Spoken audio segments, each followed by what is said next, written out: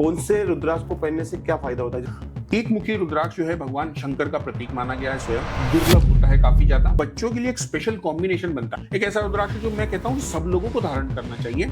ये finances improve करता है आपके, आप जो कुछ काम करते हो ये वहां पे आपके पैसों से संबंधित रुकावटों को दूर करता है। कहीं कहीं पैसा फंस गया है, कहीं से पैसा नहीं आ रहा है, आप अपने पैसे के सोर्सेस को बढ़ाना चाहते हैं। एक नेगेटिविटी बहुत इस दुनिया में अभी बढ़ती जा रही है। जिस तरह से बात करें, लोग डिप्रेशन के ज्यादा शिकार होते हैं। ऐसे लोगों को कौन सा रुद्राक्ष है? ऐसे लोगों के लिए 10 मुखी रुद्राक्ष सबसे उपयुक्त माना गया है। असली क्या है, नकली क्या है? पानी में डुबाओ, डूबेगा तो असली, तैरेगा तो नकली, ये पूरी तरह झूठ है। ये एक सही तरीका नहीं है। तो हार्दिक जी ये बताइए कि रुद्राक्ष नकली कैसे बनता है?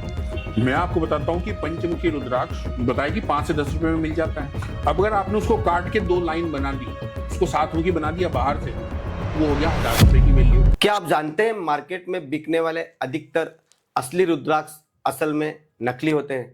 तो आज इसी की पोल खोलेंगे। हमारे साथ इसके लिए मौजूद हैं रुद्राक्ष के बिजनेस से जुड़े हार्दिक संत। हार्दिक जी आपका स्वागत है। धन्यवाद मनोज जी। कांठेल की आवाज़ डिजिटल पर हमने आज हमारे खास गेस्ट के रूप में आपको आमंत्रित किया है। जानेंगे रुद्राक्ष के बारे में, किस तरह से रुद्राक्ष काम करता है, किस तरह से रुद्राक्ष का असर होता है। काफ़ी सारी बातचीत करने के लिए आज हमने आपको बुलाया है। तो हार्दिक आज हमें एक ऐसा तरीका बताएंगे जो रुद्राक्ष के असली और नकली की पहचान किस तरह से होती है। ये 90% लोगों को पता नहीं होता, आज जानेंगे इस बारे में। तो हार्दिक बेसिकली प्रतापगढ़ से ही हैं। इनकी जो एजुकेशन है वो प्रतापगढ़ में हुई है। उसके बाद में इन्होंने अपर लेवल की एजुकेशन अहमदाबाद में की है और वहीं से इन्होंने पढ़ाई करने के बाद में जॉब भी वही करी है और जॉब के बाद में एक अच्छा खासा जॉब छोड़कर और उसके बाद में इस रुद्राक्ष की दुनिया में आए हैं। सबसे पहले जानेंगे सर, रुद्राक्ष की दुनिया में आप कैसे आए?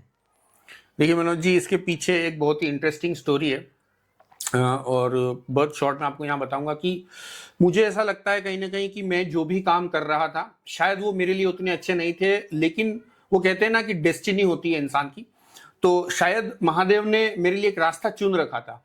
तो ये जो रुद्राक्ष का बिजनेस और जर्नी है मेरी, ये बहुत ही एक अनएक्सपेक्टेड तरीके से शुरू हुई थी। इसकी शुरुआत हुई थी नेपाल से, जब मैं खुद एक दुकान पे अपने लिए रुद्राक्ष खरीदने गया था और वहां से कुछ चीजें ऐसी हुई कि आने वाले 1 साल बाद हम खुद रुद्राक्ष का बिजनेस करने लगे। नेपाल से हमारे अच्छे सोर्सेज हैं, लिंक्स है, तो वहां से हम लोग रुद्राक्ष लाके और इंडिया और विदेश में हर तरफ इसको पहुंचाने लगे। तो शॉर्ट में यही कहूंगा कि शायद भगवान ने ये रास्ता मेरे लिए चुना था और वही काम मैं आज कर रहा हूँ। तो नेपाल कब गए थे आप फर्स्ट में? देखिए, फर्स्ट टाइम मैं नेपाल गया था एक्चुअली लॉकडाउन के बाद में। मेरा जो है पारिवारिक बैकग्राउंड नेपाल से है, तो उस सिलसिले में हर साल मेरा नेपाल आना जाना लगा रहता है।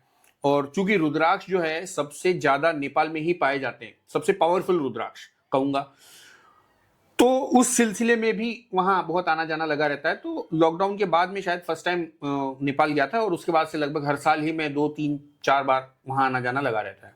तो ये बात जो होती है असली और नकली की, ये नेपाल से ही इसका क्लियर होता है क्या? मतलब असली कौन सा रुद्राक्ष होता है, नकली कौन सा होता है? देखिए, ऐसा नहीं है मनोज जी। इसमें ये होता है कि रुद्राक्ष के पीछे एक पौराणिक कथा है, उसकी उत्पत्ति को लेके काफी सारे लोग उसके बारे में जानते होंगे। शॉर्ट में बताता हूं मैं आपको कि भगवान शंकर ने 1000 वर्ष की तपस्या की थी एक राक्षस का वध करने के लिए, और जब उन्होंने अपनी आंखें खोली तो उस तपस का जो तेज था, उसका जो हजारों वर्षों की जो तपस्या थी, उसका जो तेज था, उससे उनकी आंखों से कुछ अश्रु की बूंदे, करुणा की बूंदे जो है नीचे अलग अलग स्थानों पर गिरी, और जहां जहां पे वो बूंदे गिरी वहां से रुद्राक्ष के वृक्ष की उत्पत्ति हुई। ऐसी पौराणिक मान्यता है, धार्मिक ग्रंथ हमारे ये चीज बताते हैं।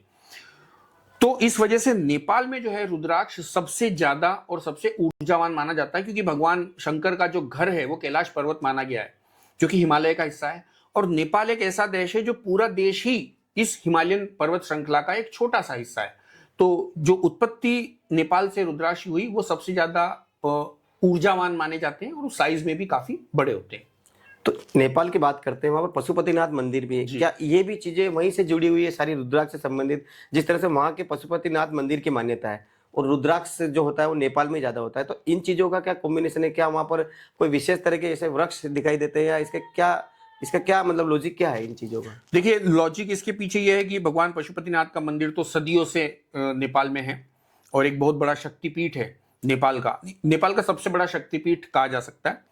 और वृक्ष की जहां तक बात है तो विशेष तरह के वृक्ष बिल्कुल होते हैं नेपाल में। एक पर्टिकुलर ऐसा जगह है, जैसे कि कुछ जिले हैं, दिंगला, भोजपुर, संखुआ सभा, ये वहां के कुछ जिले हैं पूर्व भाग में नेपाल के, जहां पे इसकी खेती हो रही है।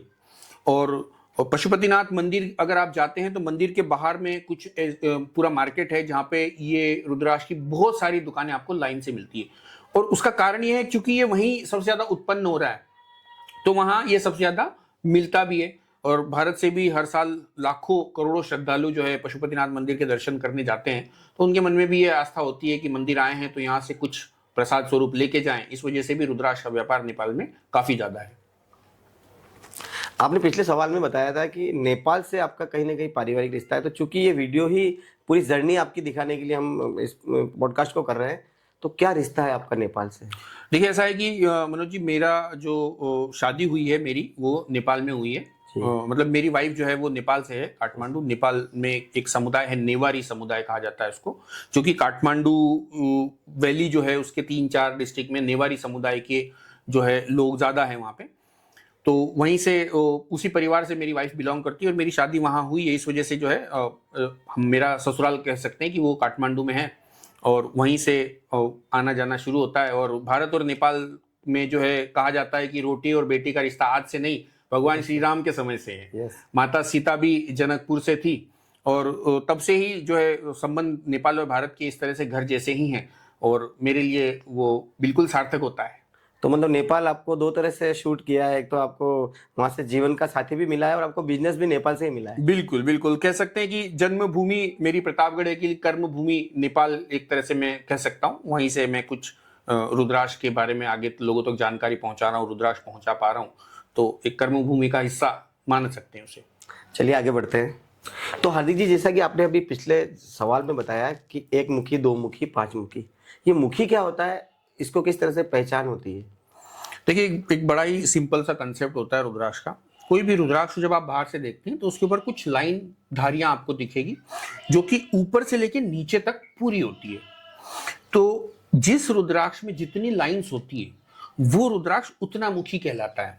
अच्छा, जैसे 21 मुखी है तो उसमें 21 लाइनें होंगी। बिल्कुल बिल्कुल सही कहा आपने, 21 मुखी है। तो ये इसमें कितने मुखी तक आते हैं हाईएस्ट? देखिए 21 मुखी तक तो लगभग हर साल निकलते हैं। 5 मुखी करोड़ों में निकलता है हर साल नंबर।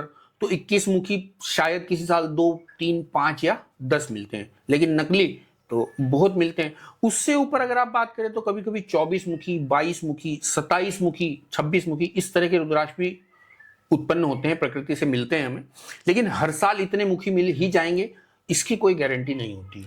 तो सबसे ज्यादा डिमांड कौन से मुखी की रहती है, जैसे 21 मुखी या 25 मुखी या 31 मुखी, कौन से ज्यादा डिमांड? देखिए सबसे ज्यादा डिमांडिंग है, सबसे ज्यादा पहना जाने वाला रुद्राक्ष तो पंचमुखी ही है। अच्छा। क्योंकि ये सबके लिए है, बहुत आसानी से उपलब्ध भी होता है और इसकी कीमत भी बहुत ज्यादा नहीं होती है। पंचमुखी रुद्राक्ष के बाद अगर कोई दूसरा रुद्राक्ष जिसकी काफी ज्यादा डिमांड होती है तो वो है सप्तमुखी रुद्राक्ष। 7 मुखी रुद्राक्ष जिसे कहा जाता है, सप्त मातृकाओं का वास इसके अंदर होता है और माता लक्ष्मी का इसमें वास माना गया है।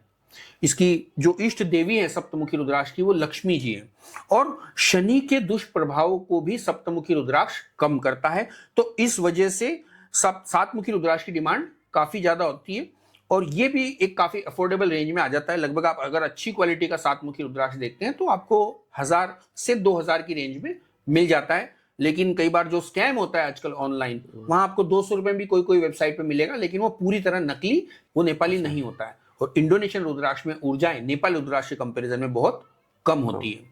इसके बाद जो तीसरा रुद्राक्ष सबसे ज्यादा डिमांड में आता है वो है 14 मुखी रुद्राक्ष।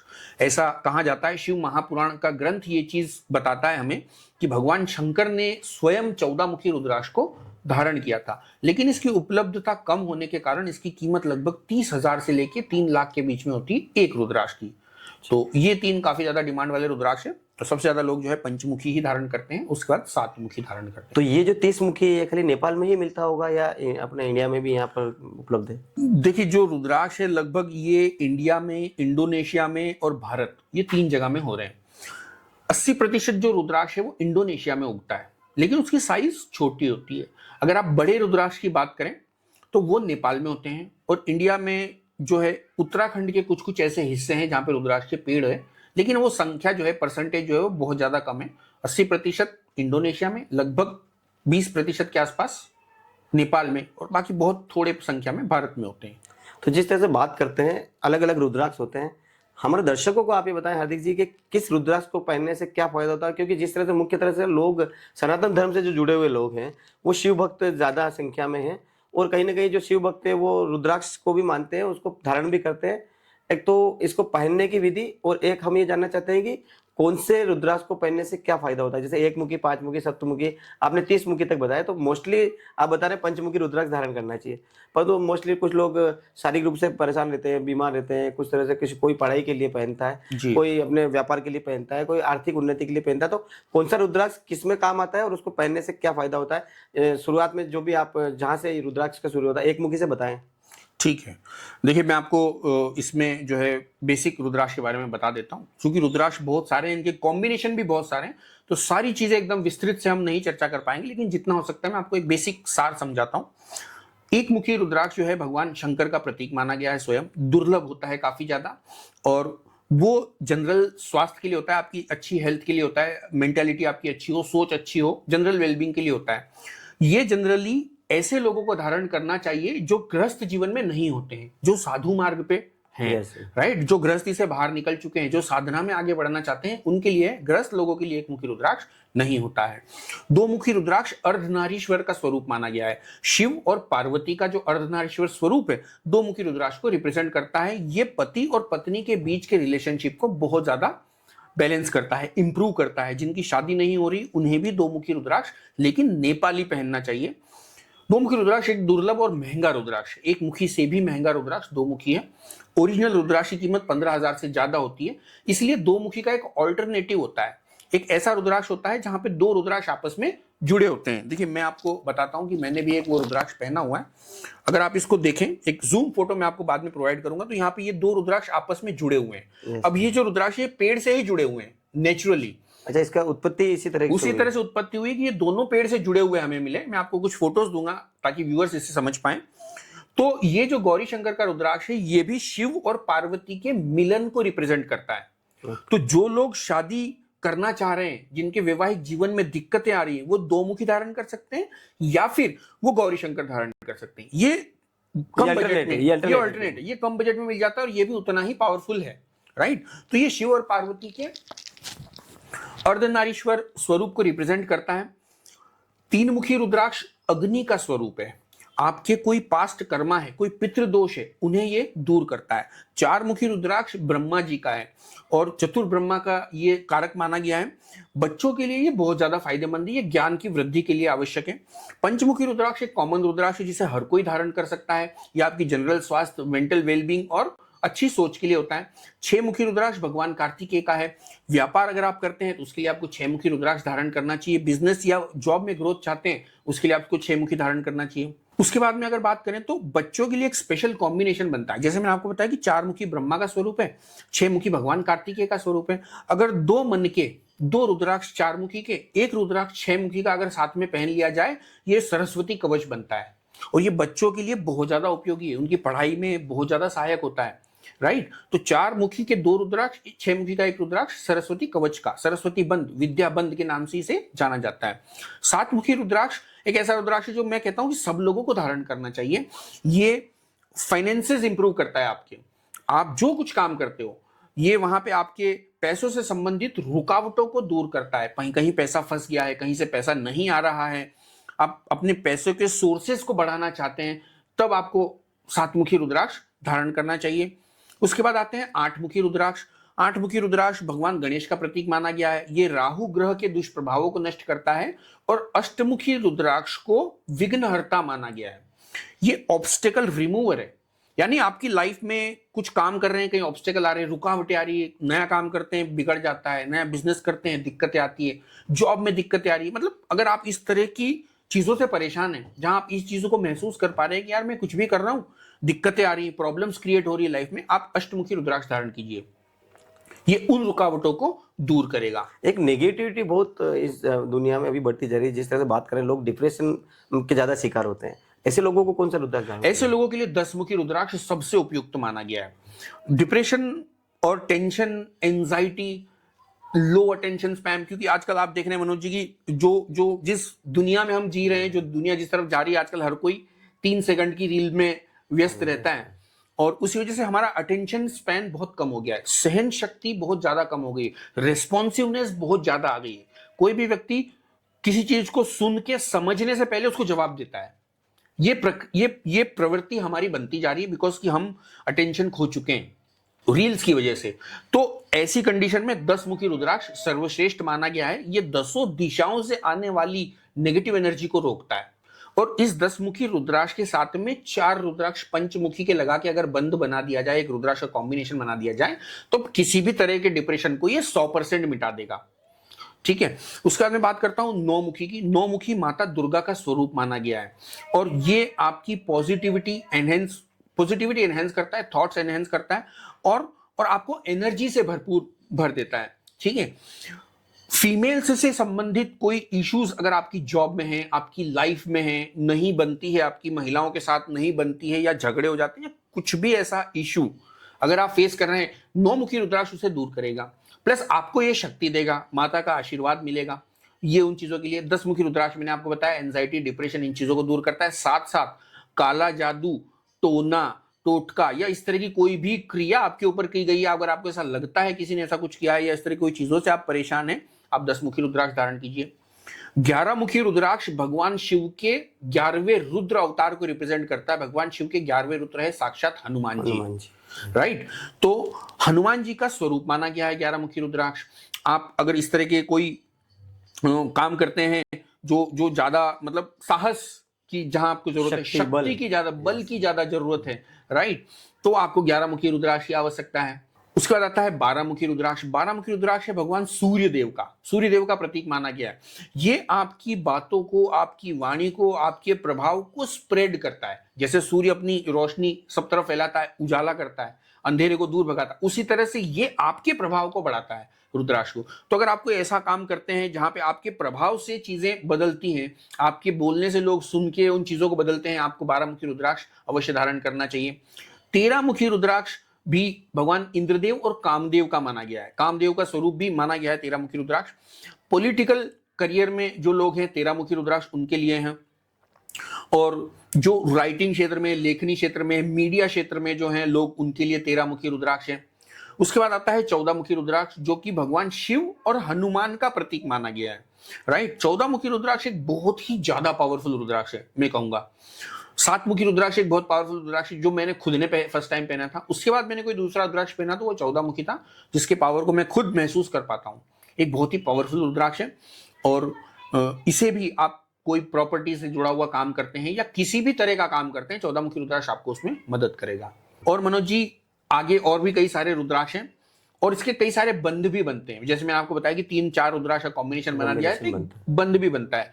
तो ये तो चर्चा ऐसी है मनोज जी की एंडलेस है। हाँ, क्योंकि आप बता ही रहे हैं कि 21 मुखी 31 मुखी तक आते हैं, तो वहां तक हमारे ऑडियंस को भी हम ज्यादा देर तक नहीं रोक पाएंगे, क्योंकि काफी कई तरह के रुद्राक्ष आते हैं। 14 तरह के तो आपने बता ही दिए हैं, तो जो होता है इसका प्रभाव वो भी आपने बताया है, और बताया आगे। तो मैं यही कहना चाह रहा था कि प्रभाव के बारे में हम शायद किसी और अगले पॉडकास्ट में इस बारे में बात करेंगे। और व्यूअर से भी मेरा रिक्वेस्ट है, अगर आपको ये जानकारी अच्छी लगी हो तो कमेंट सेक्शन में जरूर बताएं कि आप किस समस्या से परेशान हैं, आप कौन सा रुद्राक्ष धारण करना चाहते हैं, या आप किस तरह की प्रॉब्लम फेस कर रहे हैं, उनके सॉल्यूशन में कौन से रुद्राक्ष होते हैं, ये आपके कमेंट में रिप्लाई दिया जाएगा। अच्छा सर, मैं ये जानना चाह रहा हूँ कि जिस तरह से नारियल एक फल है, तो क्या रुद्राक्ष क्या कोई बीज है या क्या है? जी, रुद्राक्ष एक पेड़ का फल है। ठीक है, इसका जो फल होता है पेड़ पे जो लगता है, बड़ी इंटरेस्टिंग स्टोरी है इसकी। ये जो फल है कलर बदलता है रुद्राक्ष फल जब पेड़ पे लगा हुआ है। ओके। शुरुआत में जैसे आम होता है तो शुरुआत में हरा होता है, ये फल भी उस तरह से हरा होता है। जब आम पकने लगता है तो हल्का पीला हो जाता है और गहरा पीला हो जाता है। तो रुद्राक्ष का फल शुरुआत में तो हरा होता है, फिर ये हल्का नीला, और उसके बाद में ये गहरा नीला हो जाता है जब ये पक जाता है। फिर इसके छिलके को जब आप निकालते हैं तो उसके अंदर से रुद्राक्ष निकलता है, और इन रुद्राक्ष के अंदर इसके बीज होते हैं। ओके। तो बाहर से जो हमें दिखता है वो उस बीज का आवरण है। जैसे आम की गुठली जो है जिसे कहा जाता है, तो गुठली अंदर है, उसके ऊपर भी एक कवर है। तो रुद्राक्ष समझ लीजिए कि ये उस तरह का कवर है जो कि अंदर इसके जो बीज है जिसमें ऊर्जाएं केंद्रित है, ये उसका आवरण है। तो ये बीज मतलब उसके अंदर ही रहता है और उसके बिल्कुल। ऊपर वो अलग अलग, जैसे मान लो एक मुखी, दो मुखी, पंचमुखी, सात मुखी, बीज तो एक ही होता है अंदर। नहीं, हर मुखी रुद्राक्ष में उतने बीज होंगे। ओके। जैसे पंचमुखी रुद्राक्ष है उसके अंदर 5 चैम्बर होंगे तो उसके अच्छा। अंदर बीज 5 होंगे। अच्छा। 11 मुखी रुद्राक्ष है तो उसके अंदर 11 चैम्बर होंगे अंदर और 11 बीज होंगे। हो सकता है कि 1-2 बीज कम हो, अच्छा। क्योंकि हर आम में एक मिठास नहीं होती है, तो हर रुद्राक्ष में सेम बीज आ जाए ऐसा नहीं है। चैम्बर बने लेकिन शायद उसको पोषण उतना ना मिला तो 11 मुखी में 8 बीज हो सकते हैं, 7 बीज हो सकते हैं। हाँ, पर एक से ज्यादा ही होंगे। एक से ज्यादा होंगे। तो हार्दिक जी, अब बात करते हैं असली और नकली पे। असली और नकली की पहचान मैंने इस पॉडकास्ट में पहले भी आपसे पूछा था, उस समय हम विस्तृत रूप से नहीं जान पाए हैं। मैं पूछना चाहता हूँ कि अगर मैं एक आम आदमी हूँ, मुझे रुद्राक्ष लेना है, मैं कैसे पहचान करूंगा कि ये रुद्राक्ष जो मैं जहाँ से भी ले रहा हूँ ये असली है या जो मुझे दे रहा है। हो सकता है मैंने तो कई बार देखा है कि घरों पे आके भी लोग रुद्राक्ष बेच के चले जाते हैं। तो उस स्थिति में किस तरह से पहचान हो कि असली क्या है, नकली क्या है?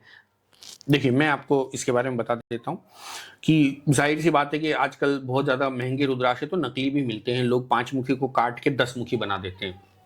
वो रुद्राक्ष नष्ट हो चुका है, खंडित हो चुका है, कुछ भी काम नहीं करेगा।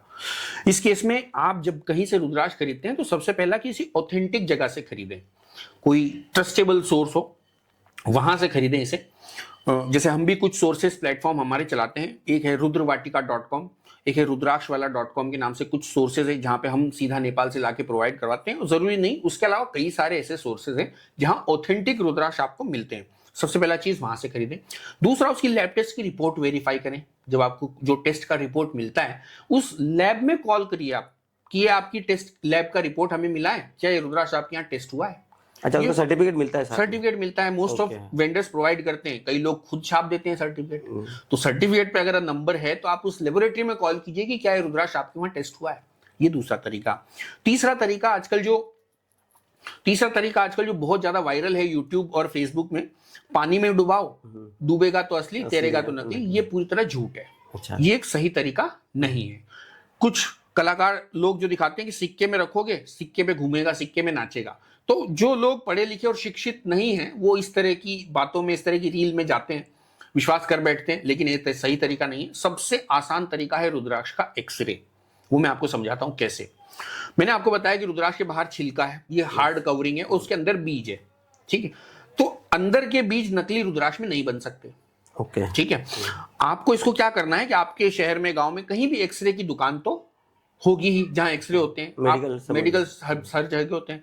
200-300 रुपए में आपको वो एक एक्सरे बना देंगे। आप उनको बोलिए कि मेरा रुद्राक्ष रखिए, इसका एक एक्सरे बना दीजिए। जब आप रुद्राक्ष खरीदने हो, लेकिन बात महंगा रुद्राक्ष खरीद रहे हैं तो उसकी बिल्कुल प्योरिटी होनी बात 200-300 की ना होते हुए बात प्रमाणिकता की। आपने 200 का खरीदा, 20,000 का खरीदा, लेकिन असली तो होना चाहिए। आप उसका एक्सरे उस लैब में करवा के आइए। अगर वो असली है तो आपको उसके अंदर के बीज दिखेंगे एक्सरे की रिपोर्ट में, और अगर वो नकली है तो कुछ भी नहीं दिखेगा। अच्छा, फिर खाली आवरण ही दिखेगा? खाली आवरण दिखेगा। ये सबसे आसान और सटीक तरीका है। बट जाहिर सी बात है कि थोड़ा पैसा इसमें खर्च करना भी बनेगा। और आदमी उस एनवायरनमेंट में ही नहीं रहता है कि भाई रुद्राक्ष खरीदना है, उसमें एक्सरे कहाँ से आ गया बीच में, तो वो माहौल उस तरह का नहीं रहता है। इस वजह से बिल्कुल ये भी एक अच्छी जानकारी ऑडियंस के लिए। यदि आप रुद्राक्ष खरीद रहे हैं तो उसका एक्सरे करवाएं ताकि उसके अंदर क्या है वो जानकारी भी आपको पुख्ता मिल सके। ये सटीक तरीका है इसकी ओरिजिनलिटी को टेस्ट करने का। तो हार्दिक जी, ये बताइए कि रुद्राक्ष नकली कैसे बनता है? जी देखिए, नकली बनाने के लिए तो असली से ज्यादा लोग नकली का व्यापार कर रहे हैं आज की इस दुनिया में। मैं आपको बताता हूं कि पंचमुखी रुद्राक्ष बताया कि 5 से 10 रुपए में मिल जाता है। अब अगर आपने उसको काट के 2 लाइन बना दी, उसको 7 मुखी बना दिया बाहर से, वो हो गया 1000 रुपए की वैल्यू। 7 मुखी लाइन उस पे बीच पे ही हो जाती है। उस बाहर की साइड ही लोग क्या करते हैं, कटर से उसमें लाइन बना देंगे। 5 की जगह 2 और बना देंगे तो वो 7 मुखी हो गया। तो उसकी वैल्यू हो गई 1000 रुपए। अगर 3 और बना दी तो उसकी वैल्यू हो गई 5000 रुपए। उसको 10 मुखी बना दिया तो वो 5000 का हो गया।